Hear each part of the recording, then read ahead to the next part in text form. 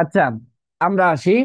তো এখানে আল্লাহ রাব্বুল আলামিন যে বান্দাদেরকে প্রথমত কিভাবে যে তিরস্কার করলেন সেটা একটু দেখেন। সেটা হচ্ছে কি, আল্লাহ রাব্বুল আলামিন বলতেছেন যে ইবলিস যখন তোমাদের পিতা অর্থাৎ যার থেকে আমি তোমাদেরকে সৃষ্টি করলাম তাকে যখন সিজদা করে নেই, আমি আল্লাহ রাব্বুল আলামিন বরদাস্ত করতে পারিনি, কারণ সে আমার কথা অমান্য করেছে, যার কারণে আমি তাকে শত্রু বানিয়ে দিয়েছি। কার কিসের কারণে? আদমের কারণে। আর তোমরা সেই সেই সেই যার কারণে আমি শুরু করেছি তাকে বাদ দিয়ে তোমরা ইবলিশকে ইবলিশকে এবং তার অনুসারীকে বন্ধু বন্ধু বানাচ্ছ। এমনটা বলা হচ্ছে এখানে এই আয়াতের মধ্যে। আল্লাহ রাব্বুল আলামিন আমাদেরকে হেফাজত করুন ইবলিশের যে চক্রান্ত থেকে, ইবলিশের যে ইয়ে থেকে আমাদেরকে হেফাজত করুক। আমিন। এরপর আসি যে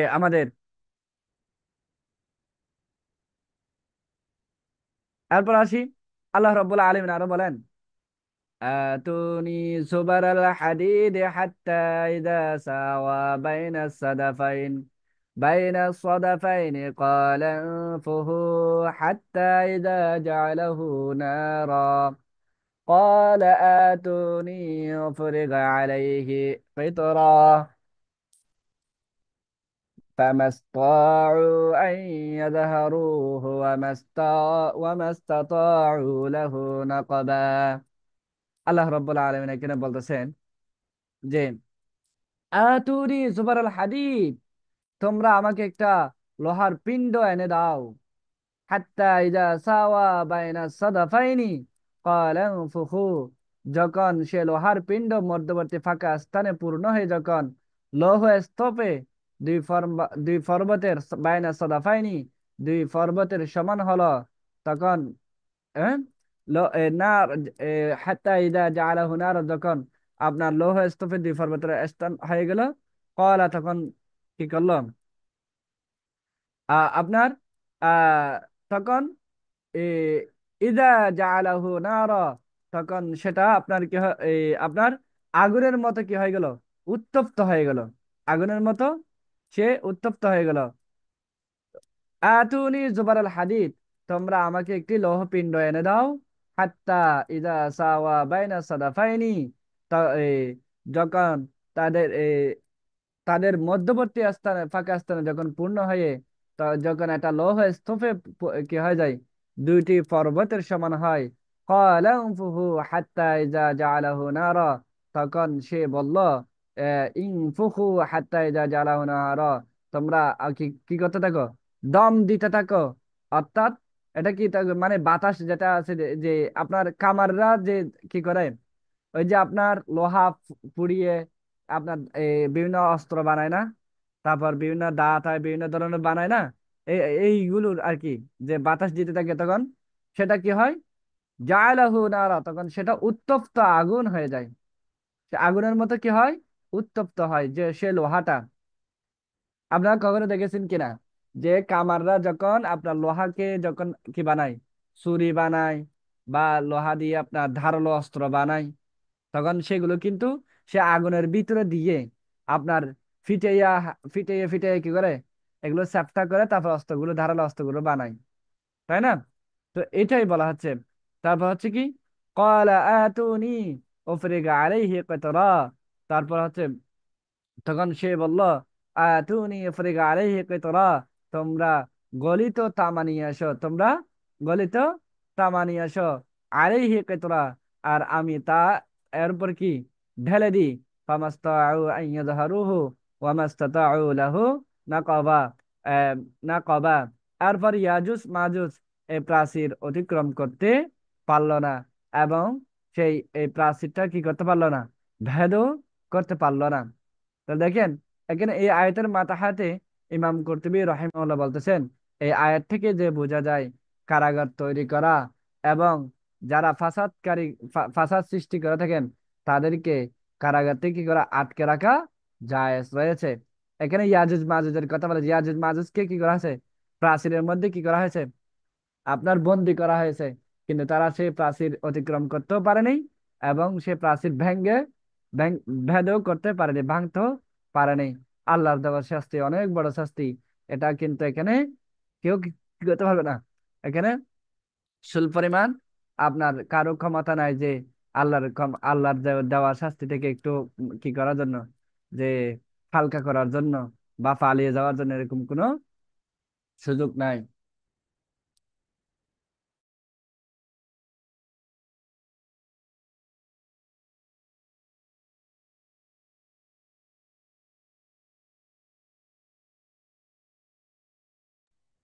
এরপর আসি 6 নাম্বার, আরো কি আলোচনা এসেছেন?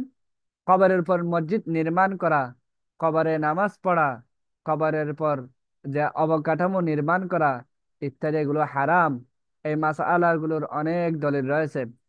যা এখন দেখেন, আমাদের সমাজের মধ্যে কিন্তু কবরের উপর অনেক দেখা যায়, কবরের উপর মসজিদ নির্মাণ করা, তারপর আরো অনেক কিছু দেখা যায়। কবরে নামাজ পড়ায়, যে দেখেন মসজিদের ভিতরে কবর, মাজার, বিশেষ করে যেসব মাজার গুলো রয়েছে সে মাজারের মধ্যে দেখবেন মাজারকে সামনে রেখে নামাজ পড়তেছে, অথচ এগুলো স্পষ্ট হারাম। এবং কবরের উপর অবকাঠামো নির্মাণ করা, এই যে কত উঁচু উঁচু বড় বড় কি মাজার দেখেন না, আপনার এই জমিন থেকে কত উপরে উপর লেভেলের কি করে নিয়েছেন, যে আপনার যে মাজার বানিয়ে উঁচা উঁচা কবর বানাচ্ছেন, বিল্ডিং, কবরকে কেন্দ্র করে। এগুলো সবাই তো হারাম। এগুলো সবাই কি হারাম। এগুলোর দলিল হচ্ছে আপনার এইগুলোর দলিল হচ্ছে সাইয়েদিনা আয়েশা সিদ্দিকা রাদিয়াল্লাহু তাআলা আনহা বলতেছেন, উম্মু হাবিবা এবং উম্মু সালামা হাবশায় দেখে একটি গির্জার কথা আলোচনা করেন। উম্মু হাবিবা এবং উম্মু সালামা হাবশার মধ্যে একটি গির্জা দেখেছেন, সেই গির্জার কথা আপনার আলোচনা করেছেন, যার ভিতরে অনেক চিত্র ছিল। এই গির্জার মধ্যে অনেক চিত্র ছিল। তারা এই বিষয়টি রাসূল সাল্লাল্লাহু আলাইহি ওয়াসাল্লামকে বললেন। আর রাসূল সাল্লাল্লাহু আলাইহি ওয়াসাল্লাম তাদের এই কথাগুলো শুনে বলল, ইন্না উলাইকা ইযা কানা ফীহিমুর রাজুলুস সালিহু ফামাতা বানাউ আলা কবরিহি মাসজিদান ওয়া সাওয়ারু ফীহি তিলকা সুওয়ারা ফাউলাইকা শিরারুল খালকি ইনদাল্লাহি ইয়াউমাল কিয়ামা। ইন্না উলাইকা, ওই সব লোক, ইদা কানা ফিহিমুর রাজুলু, তাদের কোন নেককার, ইদা কানা ফিহিমুর রাজুলু সালিহু ফামাতা, তাদের কোন নেককার লোকের মৃত্যু হলে তারা কি করে থাকেন? বানাও আলা কবরিহি মসজিদান, তারা কবরের উপর মসজিদ নির্মাণ করে। ওয়াসাওয়ারু ফিহি তিলকা সুওয়ারা, এবং এর ভিতরে এই ছবিগুলো কি করে থাকেন? তারা অঙ্কন করে।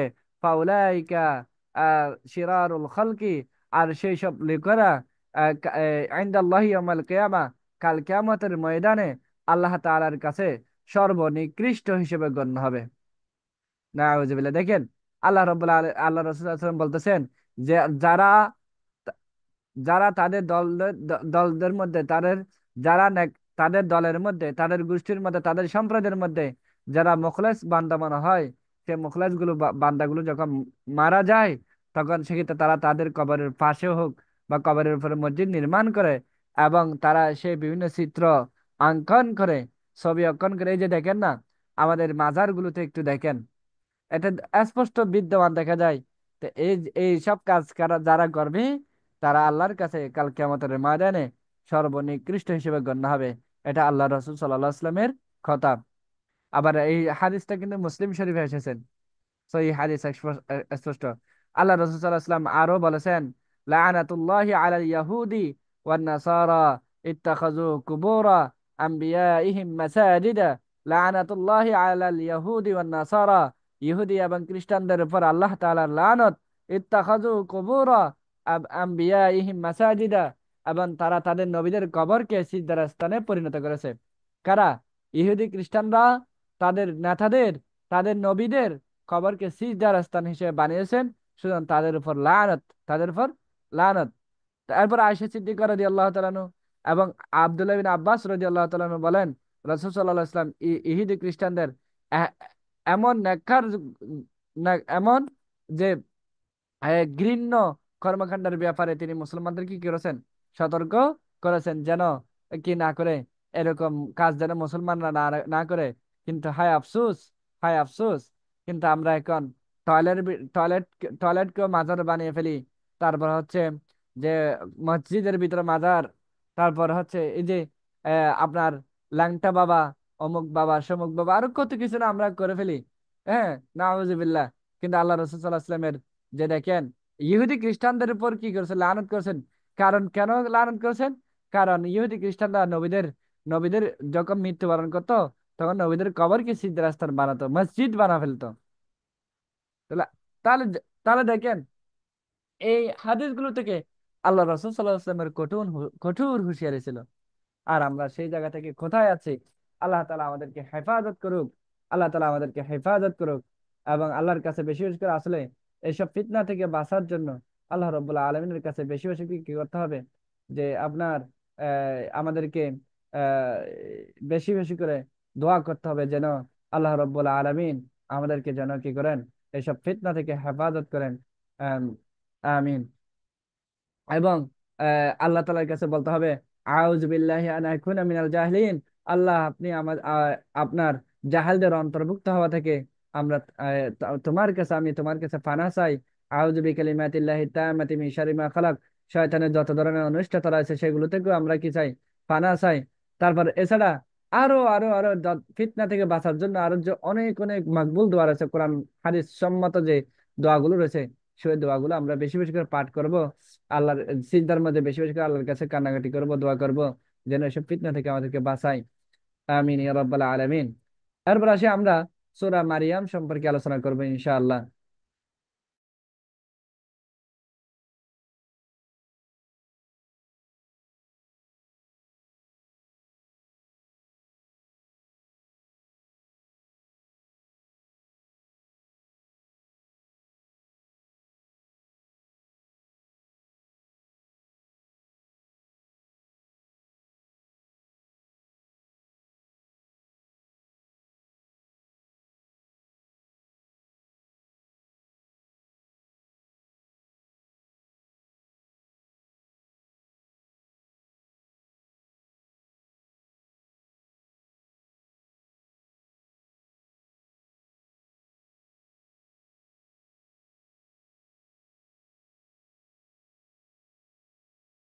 আচ্ছা, সূরা মারিয়াম। সূরা মারিয়ামের মধ্যে আসি আলহামদুলিল্লাহ আমরা। আহ তো এই সূরা মারিয়াম, এটা একটি মাক্কি সূরা। এটার আয়াত সংখ্যা হলো 98টি। আয়াত সংখ্যা হলো 98টি। এবং এই মারিয়াম কে? মারিয়াম ছিলেন হযরত ঈসা আলাইহিস সালাতু ওয়াস সালামের মা। এই সূরাটিকে কাফ হা ইয়া আইন সাদ বলা হয় থাকে। আর কাফ হা ইয়া আইন সাদ এটাও একটা হরফে মুকাত্তাত। এই হরফে মুকাত্তাত এগুলোর একমাত্র আল্লাহ রাব্বুল আলামিন, এগুলোর অর্থ মারমর্থ আল্লাহ রাব্বুল আলামিন ছাড়া আর কেউ জানেন না। এখন এই সূরাকে সূরা মারিয়াম কেন রাখা হয়েছে? এই সূরা মারিয়াম কেন আহ, রাখা হয়েছে? সেটা হচ্ছে কি, মারিয়াম হচ্ছে সৈয়দনা হযরত ঈসা আলাইহিস সালাতু ওয়াস সালামের আম্মা। এবং মারিয়াম আলাইহিস সালামের ফজিলত এবং মারিয়াম আলাইহিস সালামের মর্যাদা বোঝার জন্য তার নামে এই সূরাটি নামকরণ করা হয়েছে। কারণ হযরত মারিয়াম আলাইহিস সালাম ছিলেন জগতের জগতের নারীদের মধ্যে অন্যতম সর্বশ্রেষ্ঠ নারী হচ্ছে হযরত মারিয়াম আলাইহিস সালাতু ওয়াস সালাম। হাদিসের মধ্যে এসেছেন, রাসূল সাল্লাল্লাহু আলাইহি ওয়াসাল্লাম ইরশাদ করেন, খায়রু নিসাইহা মারিয়াম বিনতু ইমরান ওয়া খায়রু নিসাইহা খাদিজাতু বিনতু খুয়াইলিদ।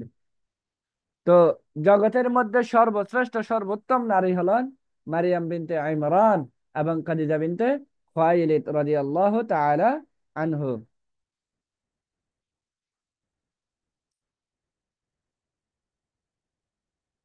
এরপর আসি, তাহলে আপনার যে এজন্য আল্লাহ রাব্বুল আলামিন তাদের গুরুত্ব বর্ণনা করতে গিয়ে এবং হচ্ছে আপনার এই আল্লাহ রাসূল সাল্লাল্লাহু আলাইহি ওয়াসাল্লাম এই তাদের শ্রেষ্ঠত্ব বর্ণনা করে দিয়েছেন হাদিসের মধ্যে।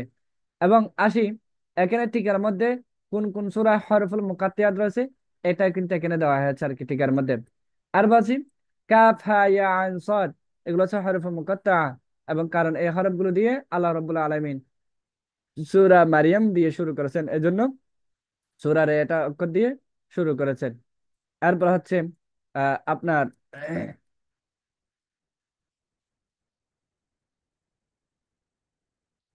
সূরার শুরুতে এবং সূরার শেষে আপনার হচ্ছে আহ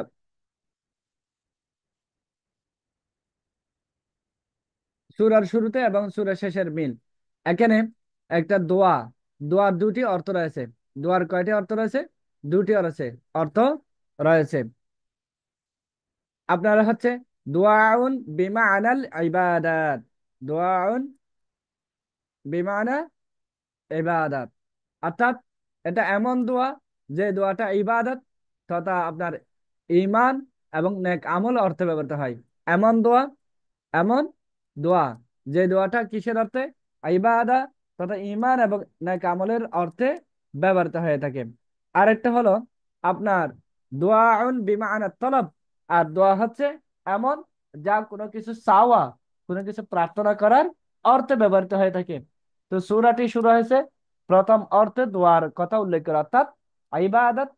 এখানে দোয়ার অর্থ কয়টি পেলাম? দুইটি। একটা হলো ইবাদত, আরেকটি হলো তলব, সাহায্য প্রার্থনা করা, চাওয়া। ঠিক আছে? তো এই সূরাটির একদম শুরু হয়েছে ইবাদত দিয়ে। তো দোয়ার অর্থে ইবাদত আছে, সেটা নিয়ে শুরু হয়েছে। বিসমিল্লাহির রহমানির রহিম। ওয়ালাম আকুম বিদুআইকা রাব্বি শাকিয়্যা। হে আমার রব, আমি আপনার কাছে প্রার্থনা করি, প্রার্থনা করে আমি কখনো ব্যর্থ হয় নাই। ওয়ালাম আকুম বিদুআইকা, আমি আহ, আপনাকে আহ্বান করার মাধ্যমে কখনোই রব্বি শাকি, আমি কখনো ব্যর্থ হয় নাই। অর্থাৎ আমি সফল হয়েছি। আমি কি হয়েছি? সফল হয়েছি। তো আমি আপনাকে ডাকি, এখানে ডাকা সেটা হচ্ছে ইবাদতের কথা বলা হয়েছে। আল্লাহ, হে আল্লাহ, আমি আপনার ইবাদত করেছি, আপনার গুণগান করেছি, কিন্তু আমি ব্যর্থ হয় নাই। এরপর এই সূরাটি শেষ হয়েছে ইবাদত অর্থে দোয়ার কথা উল্লেখ করে।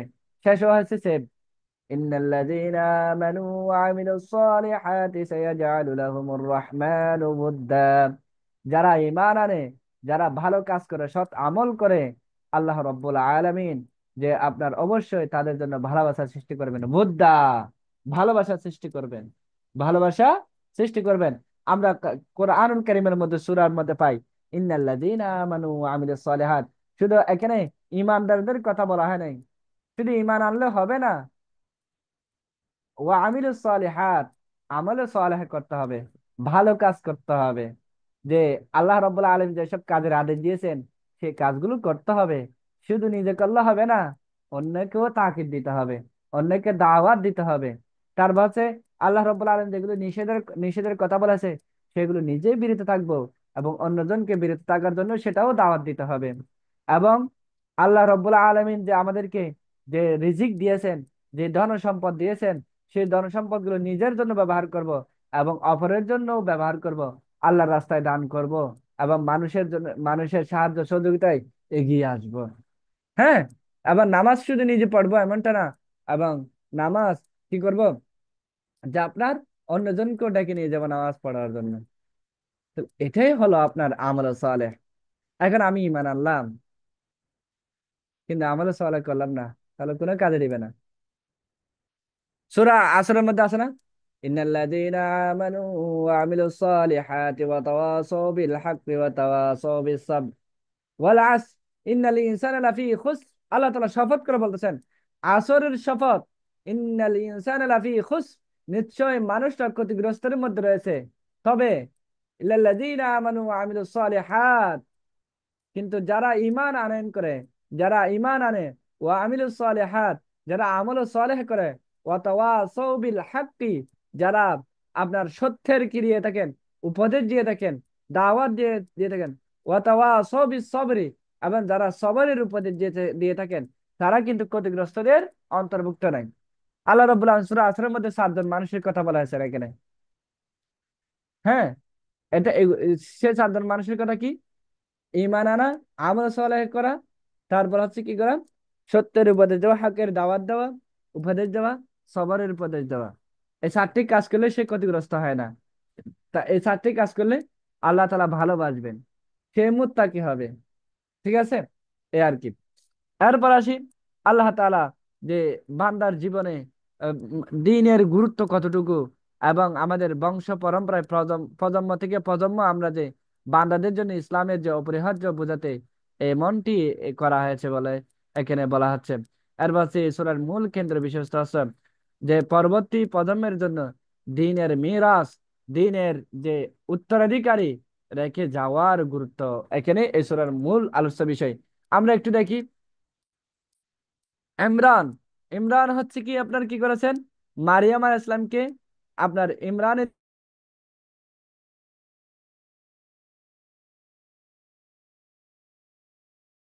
মারিয়াম আলাইহিস ইসলাম থেকে আসলো কে, ঈসা আলাইহিস ইসলাম। এরপর আমরা আরেকটু পাই জাকরিয়া আলাইহিস ইসলাম বৃদ্ধ অবস্থায় কেন আল্লাহর কাছে সন্তান চাইছিলেন। এবং আপনার হচ্ছে জাকির ইসলাম স্ত্রী ছিল ভন্দা ছিল। ভন্দা বলতে যার সন্তান হওয়ার সুযোগ নাই। এমন অবস্থা কেন জাকির ইসলাম সন্তান চেয়েছিলেন? কারণ তার যে দিনের উত্তরাধিকারী রেখে যাওয়া এটাই মূল উদ্দেশ্য ছিল। এখানে যে জাকির ইসলামও জানে তার এই মুহূর্তে সন্তান হলো, সেই সন্তান তাকে লালন পালন করবে না, সাহায্য সহযোগিতা করার সেই বয়সও তিনি পাবে না, এটা জানে। কিন্তু তাদের কাছে শুধু এটাই মুখ্য উদ্দেশ্য ছিল না, তাদের কাছে মুখ্য উদ্দেশ্য ছিল কি, তার হচ্ছে কি কি রেখে যাওয়া, দিনের উত্তরাধিকারী প্রজন্ম রেখে যাওয়া, দাওয়াত দায়ী রেখে যাওয়া, এটাই তাদের মূল লক্ষ্য ছিল। আর হচ্ছে কি ইব্রাহিম আলাইহিস ইসলাম, হ্যাঁ, ইব্রাহিম আলাইহিস ইসলামকে আপনার হচ্ছে ইব্রাহিম আলাইহিস ইসলাম এত কষ্ট সহ্য করেছেন, এত পরীক্ষা পরীক্ষা দিয়েছেন, তারও তিনি আপনার হচ্ছে তার সন্তানদেরকে রেখে দিয়েছেন কিসের জন্য, যে দিনের উত্তরাধিকারী। এভাবে মনে করেন ইসহাক আলাইহিস ইসলাম, ইয়াকুব আলাইহিস ইসলাম, তারপর ধীরে ধীরে ধীরে ইউসুফ আলাইহিস ইসলাম, ধীরে ধীরে একেবারে সর্বশেষ মুহাম্মদ সাল্লাল্লাহু আলাইহি ইসলাম পর্যন্ত এই সিলসিলাটা আসলো। এটার গুরুত্ব এই সূরার মধ্যে আলোচনা এসেছেন, কেন্দ্রীয় বিষয়বস্তু। এরপর হচ্ছে এই সূরার মূল আলোচ্য বিষয় আছে এই সূরায় দিনের মিরাস, উত্তরাধিকার রেখে যাওয়ার নমুনা উল্লেখ করা হয়েছে। যেমন জাকির আলাইহিস ইসলাম আল্লাহর কাছে সন্তান লাভের জন্য দোয়া করলেন, তিনি সন্তান এই জন্য চায় নেই সেটা হচ্ছে সন্তানের জন্ম তার জীবনকে উপভোগ্য করে তুলবে, কিংবা বিরুদ্ধে বসে সে তার সহযোগী হবে, এমন উদ্দেশ্য নিয়ে তিনি আল্লাহর কাছে সাহায্য চায়নি, বরং তিনি দিনের মহান দায়িত্ব আদায় করার জন্য আল্লাহ রব্বুল আলমিনের কাছে কি চান, সন্তান চান। আর এটাই ছিল এই সূরায় উল্লেখ্য আপনার দিনের উত্তরাধিকার রেখে দেওয়ার প্রথম উদাহরণ। জাকির ইসলামের যে উদাহরণ এটাই ছিল প্রথম। এরপর হচ্ছে এই সূরার মধ্যে দিনের উত্তরাধিকারী রেখে যাওয়ার অন্যতম দ্বিতীয় উদাহরণ নমুনা হলো ইমরানের স্ত্রী তার মেয়ে মারিয়াম আলাইহিস ইসলামকে আল্লাহর জন্য উৎসর্গ করেন, এবং মারিয়াম আলাইহিস ইসলাম দিনের খেদমতে নিয়োজিত হন, এবং তার গর্ভে জন্ম জন্ম লাভ করেন কে, ঈসা আলাইহিস সালাতু ওয়াস সালাম। এরপর হচ্ছে এখানে দুটি উদাহরণ এখানে বর্ণনা করা হয়েছে, একটা হলো জাকিরিয়া আলাইহিস ইসলামের উদাহরণ, আর একটা হলো মারিয়াম আলাইহিস ইসলামের উদাহরণ। ঠিকই বর্ণনা করা হয়েছে পরবর্তীতে 41 থেকে 50 নম্বর আয়াতে এই দুটার কি করা হয়েছে, বিপরীত অবস্থান করা হয়েছে, বিপরীত নমুনা উল্লেখ করা আছে। হ্যাঁ, একটা ওই এই দুটি নমুনার বিপরীত একটা উদাহরণ উল্লেখ করা আছে। সেটা আছে একটা এক পিতার গল্প দিয়ে, বাবার গল্প দিয়ে, যে তার সন্তানদেরকে সে কি বানায়নি, উত্তরাধিকারী বানায়নি, বরং সন্তান যখন হকের দাওয়াত দিল, দিনের দাওয়াত শুরু করলো, তখন পিতাই তার প্রতিবন্ধকতা, তার বাধা হয়ে দাঁড়ায়। আর সেই ঘটনাটা হচ্ছে ইব্রাহিম আলাইহিসসালাম এবং তার পিতার গল্প। ইব্রাহিম আসলাম যখন দিনের দাওয়াত দিতে শুরু করলেন, প্রথমে বাধাটা দিল তার বাবার পক্ষ থেকে, তার বাবার কাছ থেকেই আসলো। কিন্তু ইব্রাহিম ইসলাম যে জীবন বাজি রেখে তার হকের দাওয়াত থেকে কি করেনি, হকের দাওয়াত দিতে থাকেন, এত এত কিছু করলেন, যে আগুনের মধ্যে ফেলে দিলেন, এবং এই আপনার তার জন্মভূমি থেকে তাড়িয়ে দিলেন, তারপরে কিন্তু হকের দাওয়াত তিনি ছাড়েনি। আল্লাহ রাব্বুল আলামিন তাকে আপনার কি করেন, মোবারকময় একটি উত্তরসূরি দান করেন, সেটা এবং তার যে উত্তম কাজের পুরস্কার দেন, সেটা হচ্ছে কি, তার বংশ থেকে ইসহাক আলাইহিস ইসলাম, তার বংশ থেকে ইয়াকুব আলাইহিস ইসলাম, তার বংশ থেকে ইউসুফ আলাইহিস ইসলাম থেকে শুরু করে একেবারে সর্বশেষ মহানবী সাল্লাল্লাহু আলাইহি সাল্লাম পর্যন্ত তার বংশ থেকে জন্মগ্রহণ করেন। সুবহানাল্লাহ। এইভাবেই তো আল্লাহ তাআলা পুরস্কার দিয়ে থাকেন। আমরা ইব্রাহিম আলাইহিস ইসলামের ঘটনাটা, হাজরা ইসলামের এবং ইসমাইল আলাইহিস ইসলামের এই যে এইসব ঘটনাগুলো আমরা একটু দেখি, একটু চিন্তা করি তো, কি পরিমাণ, কত পরিমাণ ইব্রাহিম আলাইহিস সালাম পরীক্ষা দিয়েছেন, পরীক্ষা দিয়েছেন, পরীক্ষা দিতে দিতে দিতে যখন পাশ করলেন, আল্লাহ রাব্বুল আলামিন তাকে কি দিলেন, যে আপনার আদি পিতা বানিয়ে দিয়েছেন, মানব জাতির পিতা বানিয়ে দিয়েছেন, তাই না? এরপর হচ্ছে মুসলিম জাতির পিতা বানিয়ে দিয়েছেন। হ্যাঁ, মুসলিম উম্মার। তারপরে তার বংশ থেকে এই যে নবীদের সিলসিলা আসলো, এবং কাবা শরীফ ইব্রাহিম ইসলাম মাধ্যমে কি তৈরি হয়, সে কাবা, এবং সাফা মারোয়া, আরো কত কত পুরস্কার দিয়েছেন, তা তো বলে শেষ করা যাবে না আসলে।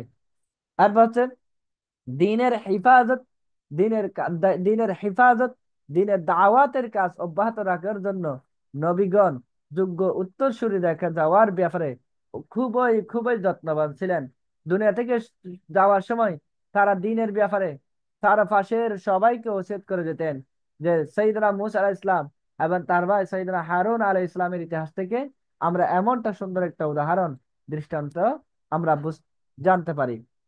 আর বলছে এই সূরার মধ্যে আপনার হচ্ছে নেককার বংশধরের কথা আলোচনা করা হয়েছে, যারা আপনার প্রজন্ম থেকে প্রজন্ম দাওয়াতে তাবলীগ, দ্বীনে তাবলীগের কাজ, মহান দায়িত্ব, রিসালাতের মহান দায়িত্ব কি দিয়েছেন, আঞ্জাম দিয়ে যান। এবং এই সংক্রান্ত আলোচনা এখানে সূরার মধ্যে এসেছেন। আর বলছেন আল্লাহ রাব্বুল আলামিন কোন সন্তান গ্রহণ করেননি, আর আল্লাহ রাব্বুল আলামিনের কোনো সন্তানও কোনো প্রয়োজন নাই। এ ধরনের বিষয় থেকে তিনি বহু ঊর্ধ্বে। আহ, কারণ তিনি হচ্ছে আসমান, জমিন এবং বিশ্ব জগতের স্রষ্টা।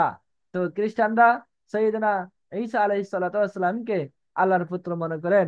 এটা তাদের সম্পূর্ণ ভ্রান্ত আকীদা, তাদের বাতিল আকীদা। আহ, হ্যাঁ, এটাই এই সংক্রান্ত আলোচনা এখানে এসেছেন।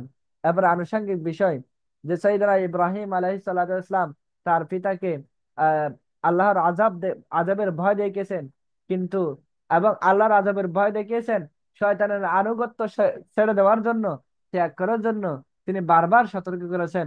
তবে এই ইব্রাহিম আলাইহিস সালাম এই দাওয়াত দিতে গিয়েও তিনি তার পিতাকে ইয়া আবাতি, হে, আমার প্রিয় বাবা, না বলে কিন্তু সম্বোধন করেনি। ইয়া আবাতি, আমার প্রিয় বাবা না বলে তিনি সম্বোধন করেনি। আহ, আর আল্লাহ তাআলার নামগুলোর মধ্যে আর রহমান নামটি ছাড়া আর কোনো নামও তিনি এখানে নামও কি করেননি, ব্যবহার করেনি। এর মাধ্যমে তিনি পিতার প্রতি নম্রতা, কোমলতা প্রদর্শন করেছেন, এবং পিতার হৃদয়ে আপনার হচ্ছে দ্বীনের প্রতি ভালোবাসার সৃষ্টি করেছেন। অর্থাৎ এখানে দেখেন আল্লাহ রব্বুল আলামিন কিন্তু আপনার রহমান, এই যে পরম করুণাময়ের কথা বলেছেন। ঠিক তদ্রুপ যে পিতা বা ইব্রাহিম ইসলামের বাবা তাকে অনেক অত্যাচার অনেক কিছু করেছেন ঠিকই, কিন্তু তারপরে কিন্তু ইয়া বাতি, মানে বাবা ছেলের যে একটা ডাকে, হে আব্বু, হে বাবা, যে কোমল হৃদয়, এই যে একটা ভালোবাসা দেখিয়েছেন এত অত্যাচার পাওয়ার পরও। এটাই হলো এই যে দৃষ্টান্ত, মুসলিম উম্মার জন্য দৃষ্টান্ত। এসব বিষয় কিন্তু এখানে আলোচনা এসেছেন। এটাই হচ্ছে আমাদের শিক্ষা। তার বলছে 2 নম্বর, যে ব্যক্তি সালাতকে বরবাদ করেছে এবং সালাতের ব্যাপারে অবহেলা দেখিয়েছে, সে নাফস, সে হচ্ছে আপনার প্রবৃত্তির ফাঁদে পা পড়ে আপনার গুনাহের সাগরে ডুবে গেছে। সুতরাং সালাতকে বরবাদ করা যাবে না, সালাতের ব্যাপারে অবহেলা করা যাবে না। এরপর দিনের পর ইস্তেকামত, দিনের পর অবিচলতা, দিনের পর ধারাবাহিকতা, নেক আমল বান্দাকে আল্লাহ তাআলার প্রিয় করে তোলে, আল্লাহ তাআলার প্রিয় করে তোলে। পৃথিবীতে সে গ্রহণযোগ্য লাভ করে এবং মানুষের ভালোবাসা পায়। আপনার আল্লাহ তাআলা যাকে ভালোবাসে, পৃথিবীতে মানুষ তাকেও ভালোবাসে। যেমন আল্লাহ তাআলা যাকে ভালোবাসে, আল্লাহ তাআলা ফেরেশতাদেরকে বলেন, আমি অমুক বান্দাকে ভালোবাসি, সুতরাং তোমরাও ভালোবাসো। এটা হাদিসের কথা, হাদিসের কথা, যা আল্লাহ তাআলা বলেন যে যে বান্দাকে ভালোবাসেন, ফেরেশতাদেরকে ডেকে বলেন, হে ফেরেশতা, আমি অমুক বান্দাকে ভালোবাসি, পছন্দ করি, তোমরা তাকে পছন্দ করো। তারপর হচ্ছে তাহলে আরো বলেন, وإن منكم إلا واردها كان على ربك حتما مقضيا। আর তোমরা প্রত্যেকে জাহান্নামে উপনীত হবে। আর كان وإن منكم إلا واردها كان على ربك حتما مقضيا। আর তোমরা সবাই জাহান্নামে উপনীত হবে। আর এটাই হলো আর রবের অনিবার্য একটি সিদ্ধান্ত। এই আয়াতে যে প্রত্যেকে জাহান্নামে উপনীত হওয়ার কথা বলা হয়েছে, এর ব্যাখ্যা সংক্রান্ত মুফাসসিরদের একটা মত রয়েছে। কয়েকটি মত মানে আপনার জাহান্নামে প্রবেশ করার অর্থ বোঝানো হয়েছে, অর্থাৎ প্রত্যেকে জাহান্নামে প্রবেশ করবে, তবে আল্লাহ তাআলা মুমিনদেরকে জাহান্নামের কষ্ট থেকে কি করবেন, রক্ষা করবেন। এ- আরেকদল মুফাসসির বলতেছেন এখানে জাহান্নামে উপনীত হওয়ার অর্থ হলো সবাইকে তবে পার হতে হবে। আর ফুলসিরাত স্থাপন করা হবে কোথায়? জাহান্নামের। আরেকদল মুফাসসির বলতেছেন জাহান্নামে উপনীত হওয়ার অর্থ হলো জাহান্নামের নিকটবর্তী হওয়া। হ্যাঁ, জাহান্নামের নিকট হওয়া। এরপর আসি সর্বশেষ সহিহ হাদিসে এসেছে আর দোয়া হুয়াল ইবাদা, দোয়াই হলো ইবাদত।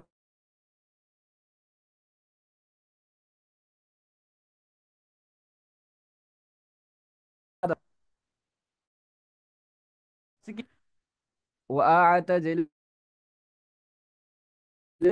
وما تدعون من دون الله وأدعو ربي عسى ألا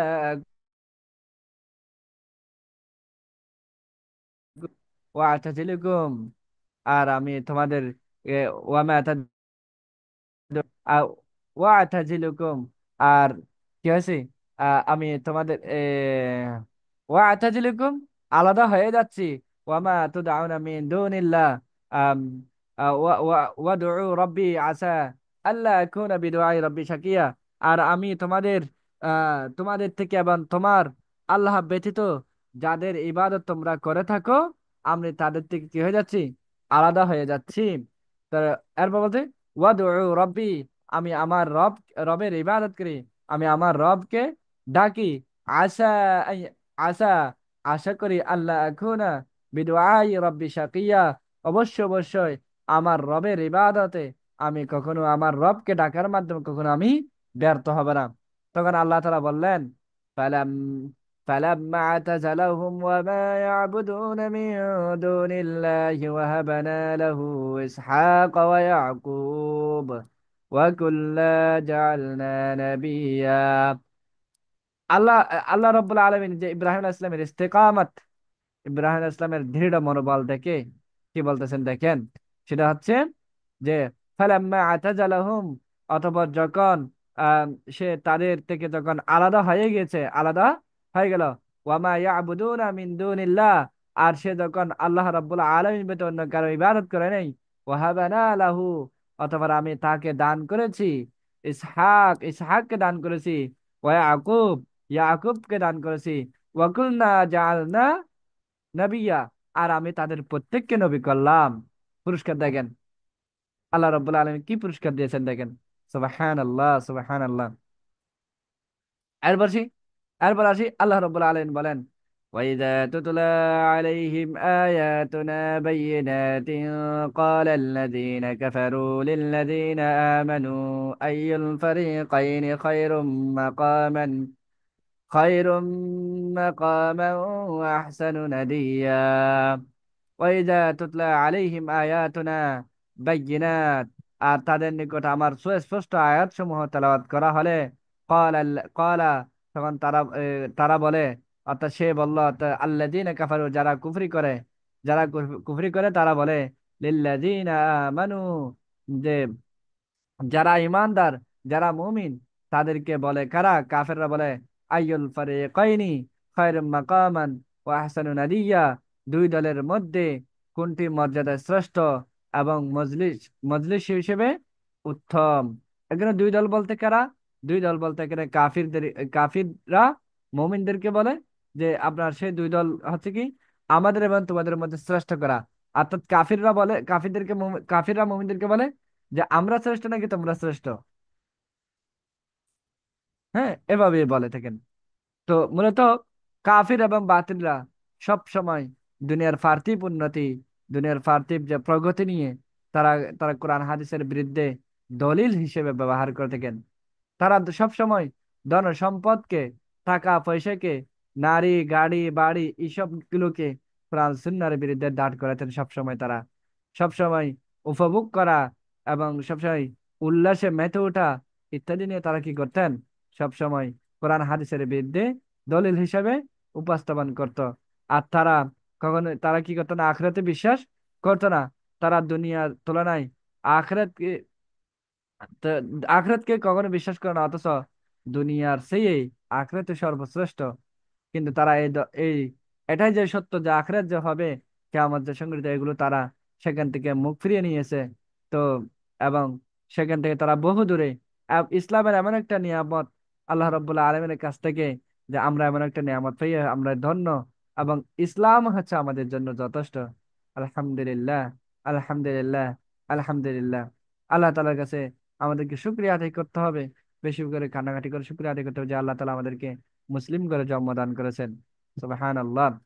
আচ্ছা, এরপর আসি আরেকটা সূরা পড়বো, সেটা হচ্ছে সূরাত তাহা। সূরা তাহা হচ্ছে একটি মাক্কি সূরা। এটার আয়াত সংখ্যা হলো 135। এই সূরা তাহা, তাহা এটা একটি আপনার হচ্ছে সূরা, এই হুরুফে মুকাত্তাআ, এগুলোর অর্থ একমাত্র আল্লাহ তাআলা ভালো জানেন। তারপর হচ্ছে সূরা মূসা, এটাকে সূরাত তাহার অপর নাম হচ্ছে সূরা মূসা বলা হয় এটাকে। তো তাহা হরফে মুকাত্তাদের মর্মার্থ, মূল বিষয় একমাত্র আল্লাহ ছাড়া আর কেউ জানে না। আল্লাহ তাআলা এই হরফ দুটি দিয়ে সূরাটি শুরু করেছেন। তার তাই এই সূরাকে সূরাত তাহা বলা হয় এটাকে। আর এই হরফগুলো মূলত কোরআনের মুজিজা। তাই আরবি ভাষা হওয়া সত্ত্বেও আরবগুলো আরবরা এই হরফগুলোর অর্থ অনুধাবন করতে সক্ষম নয়। এবার এই সূরাকে কেন সূরা মূসা বলা হয় থাকে? এটা কারণ এই সূরায় প্রচুর পরিমাণে সাইয়েদনা হযরত মূসা আলাইহিস সালাতু ওয়াস সালামের আলোচনা সন্নিবেশিত হয়েছে, যেমনটি অন্য কোনো সূরায় আলোচনা হয় নাই। এজন্য সূরাত তাহাকে সূরা মূসা বলা হয় থাকে। এবং এই সূরার শুরু এবং শেষের মিল, যে কোরআন হচ্ছে মানব জাতির জন্য রহমত, কোরআন হলো মানব জাতির জন্য হেদায়েত, কোরআন হচ্ছে মানব জাতির জন্য আহ করুণা, কোরআন হলো মানব জাতির জন্য সৌভাগ্য, কোরআন হলো মানব জাতির জন্য একটি স্বস্তি নিয়ে এসেছে। কোরআন মানব জাতির জন্য কষ্ট এবং দুর্দশা নয়। এই মর্মে মহান আল্লাহ তাআলা যে ঘোষণার মধ্যে দিয়ে এই সূরাটি শুরু করেছেন, وما أنزلنا عليك القرآن لتشقى। মা আনসালনা, আমি নাজিল করিনি আলাইকা তোমার উপর আল কোরআন, কোরআনকে লিতাশকা, কষ্ট দেওয়ার জন্য। আল্লাহ রাব্বুল আলামিন বলতেছেন, হে নবী, আমি আপনাকে কষ্ট দেওয়ার জন্য বা আপনার উম্মতকে কষ্ট দেওয়ার জন্য আমি আপনার উপর কোরআন নাজিল করিনি। আর এই সূরাটি শেষ হয়েছে কোরআন থেকে যারা বিমুখ হবে, কোরআন যারা বুঝতে চাইবে না, কোরআন থেকে যারা দূরে সরে গেছে, সেই সৌভাগ্য বঞ্চিত দুর্ভাগা ব্যক্তিদের মর্মার্থ, সে এই মর্মে বিবৃতি বর্ণনা করার মধ্যে দিয়ে আল্লাহ তাআলা বলেন, যারা কোরআন থেকে বিমুখ থাকে, যারা কোরআন বুঝে না, বোঝার চেষ্টা করে না, কোরআন থেকে দূরে সরে যায় এবং কোরআন যা বলেছে তার বিপরীত কাজ করে থাকে, তাদের ব্যাপারে আল্লাহ রাব্বুল আলামিন বর্ণনা করতে গিয়ে সূরাটি শেষ করেছেন, ওয়ামান আ'রাদা আন যিকরি ফাইন্না লাহু মাঈশাতান দানকা ওয়া নাহশুরুহু ইয়াওমাল কিয়ামাতি আমা। ওয়ামান আ'রাদা, আর যে ব্যক্তি ইগনোর করবে, উপেক্ষা করবে, আপনার বিমুখ হবে, আন যিকরি, আমার জিকির থেকে, অর্থাৎ আমার কোরআন থেকে, ফাইন্না লাহু মাঈশাতা দানকা, আর তার জন্য রয়েছে কষ্টের জীবন, ওয়া নাহশুরুহু ইয়াওমাল কিয়ামা, আর অবশ্যই কিয়ামতের ময়দানে তাদেরকে আমি কি করব? একত্রিত করব। কি অবস্থায়? আমা, অন্ধ অবস্থায়। দেখেন, আল্লাহ রাব্বুল আলামিন বলতেছেন, যারা কোরআন থেকে দূরে থাকবে, কোরআন বিমুখ হবে, কোরআন যা বলেছে তার উল্টাটা কাজ করবে, তাদের জন্য কষ্টের জীবন থাকবে। দুনিয়াতে তাদের জন্য কি থাকবে? কষ্টের জীবন হিসেবে অতিবাহিত করবে। এবং কালকে আমাদের ময়দানে আমি তাদেরকে অন্ধ অবস্থায় তুলবো, অন্ধ অবস্থায়। আল্লাহ তাআলা আমাদেরকে হেফাজত করুক। তো এই কথা এখানে স্পষ্ট বোঝা যায় যে কোরআনের গুরুত্ব, কোরআনের মর্যাদা কতই না অপরিসীম। কোরআন অনুসরণ করলে আপনার সকল কামিয়াবি সফলতা আসবে।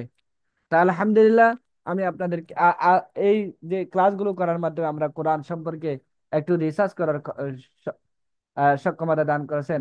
এই জন্য আমরা একটু আল্লাহর কাছে শুকরিয়া আদায় করি, আলহামদুলিল্লাহ।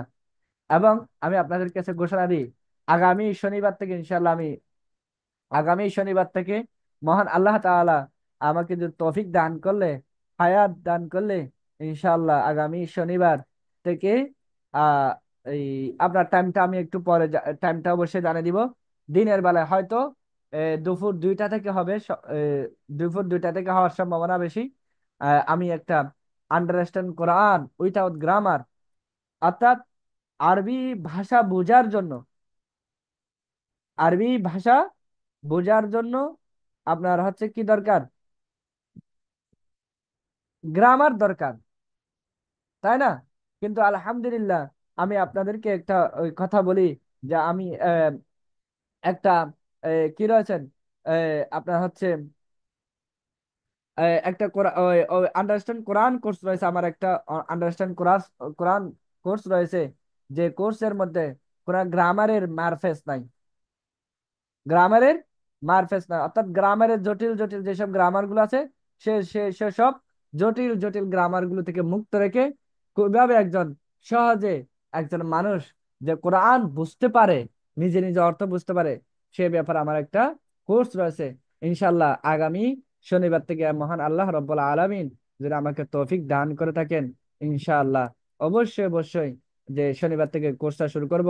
এবং আপনাদেরকে আমি আগেভাগে দাওয়াত দিয়ে যাচ্ছি যে কোরআন থেকে একটু দূরে যাবেন না, কোরআন শিখার জন্য একটু ট্রাই করেন। আর আমি যে সর্বোচ্চ চেষ্টা করে যাচ্ছি যে কোরআন নিয়ে কিছু কাজ করার জন্য। এবং শুধুমাত্র কোরআন আপনারা শিখতে আসবেন এমনটা না, অন্যজনকেও ডাকবেন, দাওয়াত দিবেন। তাদেরকে এখন থেকে বলে রাখেন, তাদেরকে এখন থেকে বলে রাখেন যে শনিবার থেকে যে আপনার কোরআনের অনুবাদ কোর্স শুরু হবে, যে এই কোর্সটা করার মাধ্যমে ইনশাআল্লাহ আলহামদুলিল্লাহ আমি বলতে পারি আপনার 70 থেকে 80% কোরআনের অর্থ নিজে নিজে বুঝতে পারবে ইনশাল্লাহ এই কোর্সটা করার মাধ্যমে। তো আপনাদেরকে আমি আহ, আপনাদেরকে আমি দাওয়াত দিয়ে দিলাম, এবং আপনারাও অন্যদেরকে একটু দাওয়াত দিবেন। ইনশাল্লাহ আমি খুব দ্রুত গ্রুপের মধ্যে এই কোর্সের লিঙ্কও দিয়ে দিব ইনশাল্লাহ। আপনারা আপনাদের পরিচিত অপরিচিত যারা আছে তাদের সবাইকে রাখবেন। অন্তত পক্ষে একটা শব্দ শিখলে, একটা কোরআনের আয়াতের অর্থ শিখলে, সেখান থেকে আপনি সৎকে জারি হিসেবে পাবেন। এই যে শুধু ইমান, আল্লাহ তাআলা বলতেছেন না, ইমান ইমান আনলে হবে না, ভালো কাজও করতে হবে, সৎ কাজও করতে হবে। তো এই যে সৎ কাজ কি, এই যে কোরআন, এই যে আমি যে এখন আপনাদের ক্লাস নিচ্ছি, এটা যে আপনি অন্যদেরকে শেয়ার করবেন, এবং আপনার শেয়ারের মাধ্যমে অন্যজনে আসবেন, সেও কোরআন শিখবে, এটাই তো হচ্ছে আমলে সালেহ, এই আর কি। আচ্ছা, আর বলছে এই সূরার মূল কেন্দ্রের বিষয়বস্তু হলো ইসলাম সৌভাগ্যের একটি রাজপথ। ইসলাম কি? সৌভাগ্যের রাজপথ। এই সূরার আলোচ্য বিষয় হলো, আলোচ্য সূরা হযরত সাইয়েদনা হযরত মূসা আলাইহিস সালাতু ওয়াস সালামের ইতিহাস বর্ণিত হয়েছে। হযরত মূসা আলাইহিস সালাতু ওয়াস সালাম দ্বীনের দাওয়াত দিতে গিয়ে তিনি অনেক দুঃখ কষ্টের শিকার হয়েছিলেন। কেমন দুঃখ কষ্টের শিকার হয়েছিলেন, এবং কেমন সবর নিয়ে, কেমন ধৈর্য নিয়ে তিনি বনি ইসরায়েলকে আল্লাহর পথে ডেকেছিলেন। যে দেখেন, ওই বনি ইসরায়েলদেরকে যে ফেরাউনের বাদশা হত্যা করার জন্য নিয়ে গেছিল, এবং সে বনি ইসরাইলকে আল্লাহ তাআলা মুক্তি দিয়েছেন।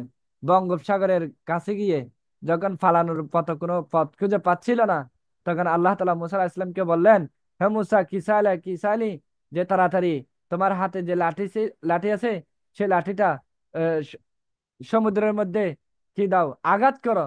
আঘাত করার সাথে সাথে বনি ইসরায়েল 12টি গোত্র ছিল। বনি ইসরায়েল কয়টি গোত্র ছিল? 12টি গোত্র ছিল। সেই 12টি গোত্রের জন্য 12টি রাস্তা তৈরি করে দিয়েছেন। সুবহানাল্লাহ। এবং আরো একটা ঘটনা আছে, বনি ইসরায়েলদের পানি সংকট দেখা দিয়েছিল। আল্লাহ রব্বুল আলামিন তাদের 12টি গোত্রের জন্য 12টি ঝর্ণা তৈরি করেছেন, এবং বনি ইসরায়েলদেরকে আল্লাহ রব্বুল আলামিন জান্নাত থেকে মান্না সালোয়া দান করেছিলেন। এমন এমন নিয়ামত পাওয়ার পরও এ বনী ইসরায়েল আল্লাহকে বাদ দিয়ে শিরকে ইবাদত করেছিল, গরুর বাছুরকে উপাস্য হিসেবে মেনে নিয়েছিল, এবং নবীদেরকে অন্যায়ভাবে হত্যা করে দিয়েছিল। এই যে এমন কঠিন মুহূর্ত হযরত মুসা আলাইহিস সালাম কিভাবে ধৈর্য ধারণ করেছেন, এসব দুঃখ কষ্ট কিভাবে শিকার হয়েছিলেন ইত্যাদি বিষয়গুলো আপনার এই সূরার মধ্যে ভরপুর ভাবে কিন্তু আলোচনা করা হয়েছে।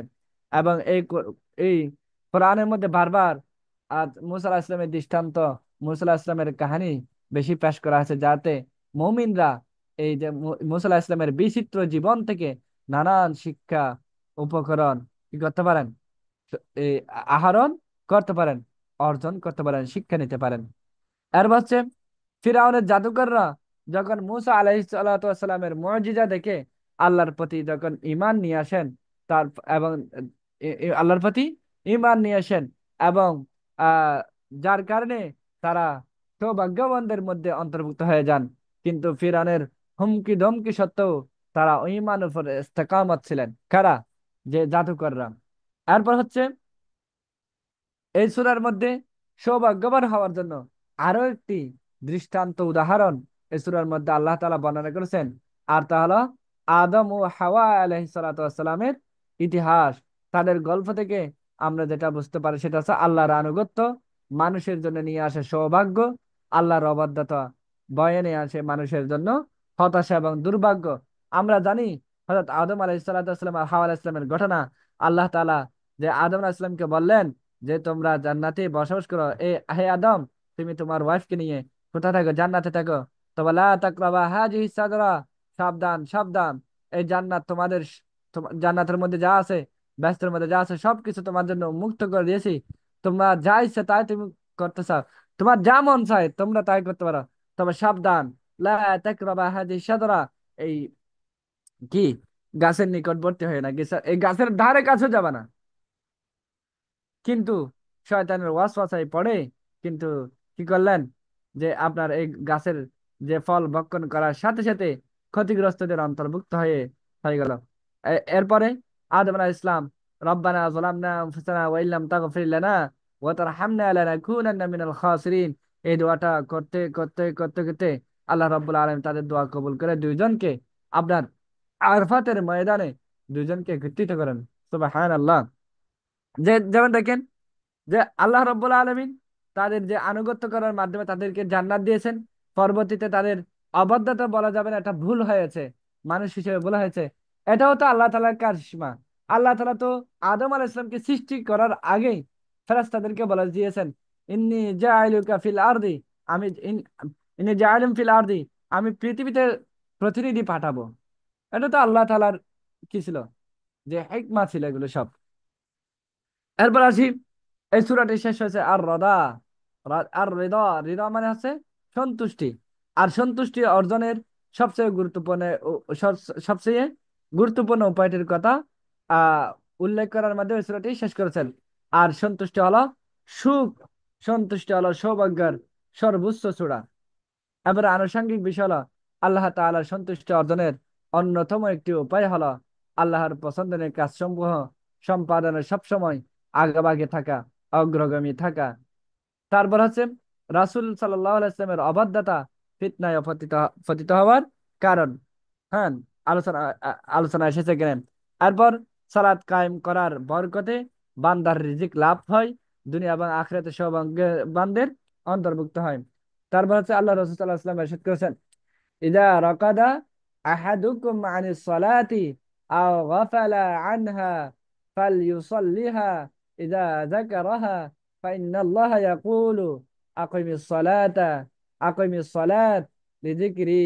ইযা রাকাদা আহাদুকুম আনিস সালাত, যখন তোমাদের মধ্যে কেউ সালাত সম্পর্কে কি থাকে, যে সালাত যখন তোমাদের মধ্যে থেকে সালাত কি ছুটে যায়, আও গাফালা আনহা, অথবা সালাত সম্পর্কে উদাসীন থাকে, ভুলে যাওয়ার কারণে অথবা ঘুমের কারণে সালাত ছুটে যায়, ফাল ইউসাল্লিহা ইদা যাকারাহা, যখন স্মরণ হবে, স্মরণ হওয়া মাত্রই সে যেন সালাত আদায় করে। ফাইনাল্লাহা ইয়াকুলু, আর তা বলেছেন সে ঠিকই বলেছেন। সুবহানাল্লাহ। এরপর আসি, আল্লাহ তাআলা মুসা আলাইহিস সালামকে বললেন, কি বললেন? ওয়ালকাইতু আলাইকা মাহাব্বাতাম মিন্নী, আর আমি আর আমি আমার নিকট থেকে তোমার উপর ভালোবাসা আলকাইতু নিক্ষেপ করলাম, ঢেলে দিয়েছিলাম। এই আয়াতের ব্যাখ্যায় কাতাদা রাহিমাহুল্লাহ বলেন, আল্লাহ তাআলা মুসা আলাইহিস সালামের উপর দু চোখে এমন এক আকর্ষণ দিয়েছিলেন, যে তার চোখে চোখ রাখতো তার হৃদয়, তার অন্তর ভালোবাসায় ভরে যেত। সুবহানাল্লাহ, সুবহানাল্লাহ। আল্লাহ রাব্বুল আলামিন যে আজকে যে সূরা মারিয়াম থেকে যে আমরা যা শিখলাম, এই যে এগুলো যেন আমাদের কি থাকে, যে আপনার হচ্ছে আহ সূরাতুত তাহা, তারপর সূরা কাহাফ থেকে যা শিখলাম, এগুলো যেন আল্লাহ রাব্বুল আলামিন আমাদেরকে আমল করার তৌফিক দান করেন, এবং ফিতনা থেকে আমাদেরকে যেন হেফাজত করেন, এই দিন ইসলামের পরে অটল থাকেন, অবিচল রাখেন। এই জন্য আমরা আল্লাহর কাছে বেশি বেশি করে দোয়া করবো ইনশাআল্লাহ। তো আমরা আরেকটা সূরার শেষ করে আরেকটা সূরা পড়ে তারপর আজকের ক্লাসটা সমাপ্ত করবো ইনশাআল্লাহ। তো আরেকটা সূরা আছে সূরাতুল আম্বিয়া। এই সূরাটা একটি মাক্কি সূরা। এটার আয়াত সংখ্যা হলো 112টি। আয়াত সংখ্যা হলো কত? 112। এটা হলো সূরা আম্বিয়া। আম্বিয়া শব্দের অর্থ হচ্ছে নবীগণ। তো এখানে সূরা আম্বিয়া কেন বলা হয়? এই সূরায় এক অপূর্ব বিন্যাসে বহু সংখ্যক নবীর কথা আলোচনা এসেছেন। সেই সঙ্গে একথাও এখানে স্পষ্ট করা হয়েছে যে তারা সবাই একই উম্মাহ ছিলেন, নবীগণ সেকই উম্মাহ ছিলেন। এই জন্য এই সূরাকে সূরাতুল আম্বিয়া বলা হয় থাকে, নবীদের সূরা বলা হয়। তো এই সূরার শুরু এবং শেষের মিল। এই সূরাটি শুরু হয়েছে নাসিহা দিয়ে, এবং এই সূরাটি শুরু হয়েছে দাওয়ার কথার মাধ্যমে মধ্যে দিয়ে। اقترب للناس حسابهم وهم في غفلة معرضون ما يأتيهم من ذكر من ربهم محدث إلا استمعوه وهم يلعبون اقترب অতি কাছে, অতি নিকটবর্তী, সময়টা খুব আসন্ন, একদম কাছাকাছি। লিন্নাসি মানুষের জন্য, হিসাবুহুম তাদের হিসাব নিকাশের সময়টা খুবই নিকটবর্তী।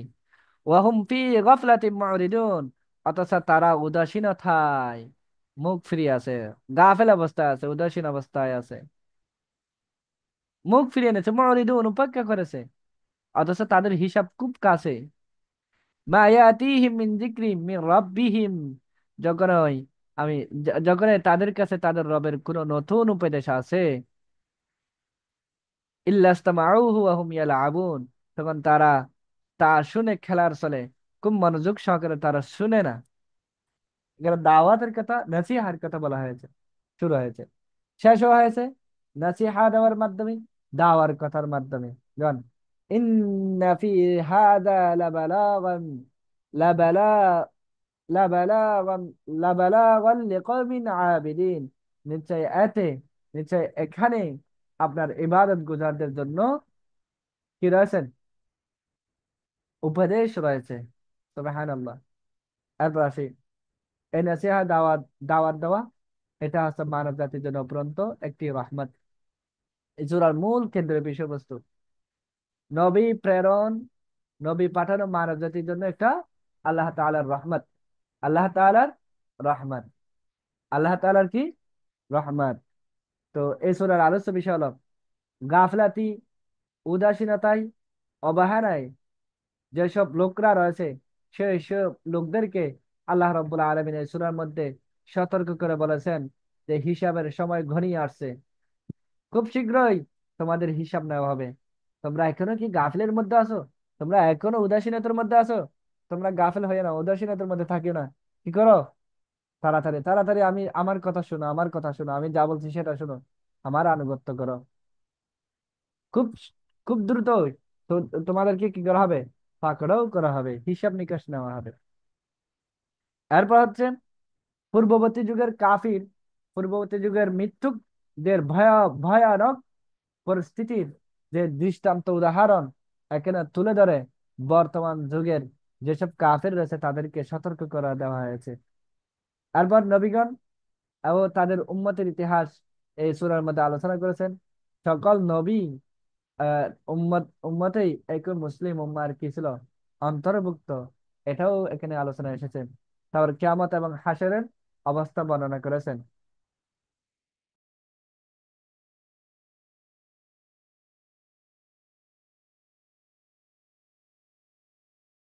তারপর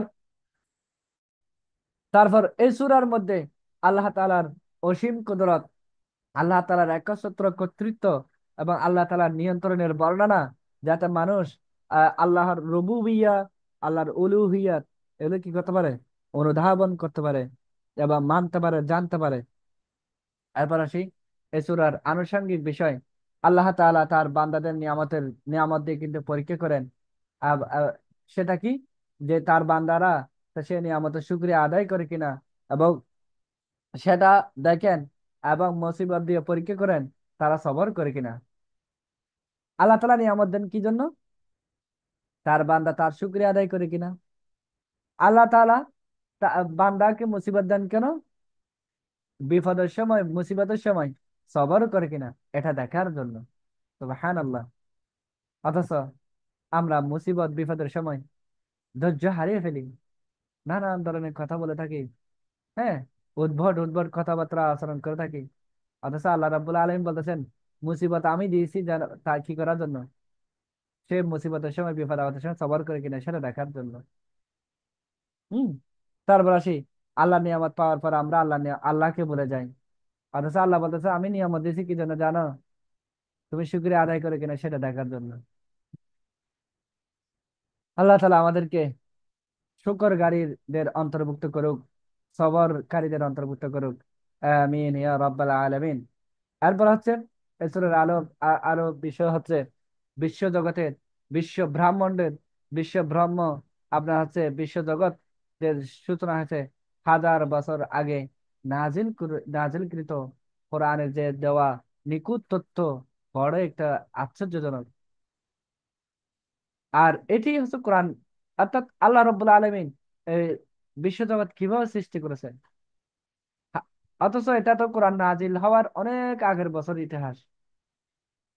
এগুলো কিভাবে আমরা জানলাম? তাহলে তো কোরআনের মাধ্যমে তো জানলাম। এটাও কিন্তু কোরআন যে ওহী, এটা যে না ওহী, এটা একটা দলিল হিসেবে আমরা সাব্যস্ত করি। কোরআন বলতেছে, আকাশ মণ্ডলী ও পৃথিবী, গোটা বিশ্বজগৎ একটি বিন্দুতে ওতপ্রোতভাবে কি আছে, মিশে আছে। তারপর আল্লাহ তাআলা এগুলোকে কি করেছেন, বিস্তৃত করেছেন। আবার আধুনিক বিজ্ঞানও অবশেষে সেটা প্রমাণ করতে সক্ষম হয়েছে যে বিশ্বজগতের সূচনা বিগ ব্যাং তথা আপনার মহাবিস্ফোরণের মাধ্যমে হয়েছিল। গোটা বিশ্বজগৎ আদিতে একটি বিন্দুতে একত্রিত ছিল। তারপর সেই বিন্দুটি আপনার বিস্ফোরিত হয়ে ক্রমশ বিস্তৃত হওয়ার প্রক্রিয়ায় গ্রহ, নক্ষত্র, ছায়াপথ ইত্যাদি তৈরি হয়েছে। এই সূরার মধ্যে বেশ দীর্ঘ পরিসরে আলোচনা হয়েছে কার কথা? ইব্রাহিম আলাইহিস সালামের নিয়ে। কারণ তিনি আবুল আম্বিয়া, তার নবীদের পিতা, নবীদের নেতা ছিলেন। তার বংশ থেকে আল্লাহ তাআলা অসংখ্য নবী রাসূল প্রেরণ করেছেন। আল্লাহ তাআলা নবীদের দোয়া দ্রুত কবুল করার মূল রহস্য হলো তারা নেক কাজে তারা প্রতিযোগিতা করত, আগেভাগে থাকতো, অগ্রগামিতা থাকতো। তারা সব সময় আল্লাহ তাআলাকে ভয় করত এবং আশা নিয়ে, ভয় নিয়ে আল্লাহর কাছে চাইতো, সাহায্য করত, এবং আল্লাহর সামনে তারা বিনয় নম্রতা দেখাতো। এজন্য আল্লাহ তাআলা নবীদের দোয়া খুব দ্রুত কি করতেন, কবুল করতেন। তার পাশে ইমান আমল কবুল হওয়ার পূর্ব শর্ত। তার পাশে ইমান আছে কি, আপনার যদি ইমান নাই তাহলে আমল করলেও কোনো কাজ হবে না। যেমন আমাদের যে হিন্দু ভাইরা এই রমজান মাসে অনেক অনেক দান সৎকার করবে, কিন্তু তার ইমান নাই, তাহলে এই এই আমলের কোনো কাজ সে পাবে না। ঠিক আছে, এরকম। ঠিক তদ্রূপ আমরা কি করলাম, রোজা রাখলাম, রোজা রাখলাম, কিন্তু কথা হলো রোজা রেখে আমরা ফাহিশা কথা বলি, অনর্থক কথা বলি, মিথ্যা কথা ছাড়ি নাই, গীবত ছাড়ি নাই, তহমত ছাড়ি নাই। সুতরাং এই এই রোজা কিন্তু কবুল হবে না। এবং রোজা রাখার ক্ষেত্রে যদি আমি বলি আমাকে মানুষ রোজাদার বলুক, এই জন্য রোজা রাখতেছি, তাহলে সেই আমলও কবুল হবে না, ইত্যাদি। এরপর আসি, সকল নবীকে আল্লাহ তাআলা বিশেষ কোন কোন সম্প্রদায়ের কাছে পাঠিয়েছেন, কিন্তু আমাদের নবীকে প্রেরণ করা হয়েছে বিশ্ব সমগ্র বিশ্ববাসীর রহমত হিসেবে। ওয়ামা আরসালনাকা ইল্লা রাহমাতাল লিল আলামিন। আল্লাহ তাআলা নবী করিম সাল্লাল্লাহু আলাইহি ওয়াসাল্লামকে বিশ্ববাসীর, বিশ্ব জগতের জন্য রহমত হিসেবে প্রেরণ করেছেন। এবং শুধুমাত্র তিনি মানুষের জন্য প্রেরণ করেননি, তিনি জিন এবং মানুষ উভয়ের জন্য কি করেছেন, প্রেরণ করেছেন। ইমাম কুতুবী রহমতুল্লাহ আলাইহি বলতেছেন, এই ব্যাপারে কোনো দ্বিমত নেই যে আওয়াম জনসাধারণের জন্য আলিমদের তাকলিদ অপরিহার্য। আলিমদের, যারা আওয়াম, যারা জনসাধারণ মানুষ রয়েছে, তাদের আলিমদের তাকলিদ কি অপরিহার্য। ফাসআলু আহলা যিকরি ইন কুনতুম লা তা'লামুন, তোমরা যদি না জানো তবে আলেমদের কাছ থেকে জিজ্ঞেস করো, অর্থাৎ যারা জানে তাদের কাছ থেকে জিজ্ঞেস করো, তোমরা যদি না জানো। তো এখন আমরা যদি তাকলিদটা যদি ছেড়ে দিই, কোনো আলিমের যদি শরণাপন্ন না হয়, তাহলে আমরা সেক্ষেত্রে কোরআন হাদিস বুঝবো না। না বুঝলে কি হবে? পথভ্রষ্ট হয়ে যাব। আল্লাহ তালা আমাদেরকে হেফাজত করুক। তো সকল ফকিগণ এ ব্যাপারে একমত হয়েছে যে অন্ধ ব্যক্তি সালাতের জন্য কিবলা নির্ধারণের ব্যাপারে নির্ভরযোগ্য কোন দৃষ্টি সম্পন্ন ব্যক্তির মানুষের কি করবে? তাকলিদ করবে। অনুরূপভাবে যার কোরআনের আলেম নাই, যার কোরআনের জ্ঞান নাই, তার জন্য নির্ভরযোগ্য কোনো আলিমের তাকলিদ করা ব্যতীত কোনো উপায় নাই। তো মোহাম্মদ বিন সিরিন রাহিমাল্লাহ বলেন, আলেম হলো দিন, তাই এই দিন তোমরা তার কাছ থেকে নিচ্ছ। কার কাছ থেকে নিচ্ছ সেটা কিন্তু যাচাই করে নিও। এটা কার কথা? মোহাম্মদ বিন সিরিন রাহিমাহুল্লাহর কথা। তা আল্লাহ রাব্বুল আলামিন আমাদেরকে কি করুক? কবুল করুক। তা এরপর আসি কোরআনের কথা। আফালা ইয়াতাদাব্বারুনাল কুরআনা আম আলা কুলুবিন আকফালুহা। আফালা ইয়াতাদাব্বারুনাল কুরআন, তবে কি তারা কি কোরআন নিয়ে গভীর চিন্তা ভাবনা করে না, রিসার্চ করে না, গবেষণা করে না? আম আলা কুলুবিন আকফালুহা, নাকি তাদের অন্তর সমূহ তালাবদ্ধ রয়েছে? আল্লাহ তালা আমাদেরকে হেফাজত করুক। কোরআন নিয়ে বেশি বেশি করে গবেষণা করার, রিসার্চ করার তৌফিক দান করুক। আমিন ইয়া রাব্বাল আলামিন।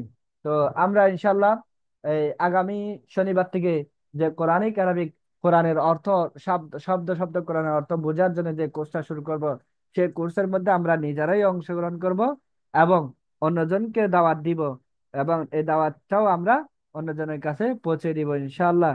এবং কোরআনের সাথে আমাদের নিজেদের জীবনটাকে পরিচালিত করার জন্য, কোরআনটাকে যেন নিজেদের জীবনে ধারণ বাহন করার জন্য মহান আল্লাহ তাআলা যেন আমাদেরকে তৌফিক দান করেন, সেই জন্য আমরা বেশি বেশি করে আল্লাহ তাআলার কাছে দোয়া করবো ইনশাআল্লাহ। তো আমরা আজকের আলোচনা এখানে সমাপ্ত ঘোষণা করবো। সুবহানাকাল্লাহুম্মা ওয়া বিহামদিকা নাশহাদু আল লা ইলাহা ইল্লা আনতা নাস্তাগফিরুকা ওয়া নাতুবু ইলাইক ওয়া মা আলাইনা ইল্লাল বালাগ। আসসালামু আলাইকুম ওয়া রাহমাতুল্লাহি ওয়া বারাকাতুহু। ওস্তাদ,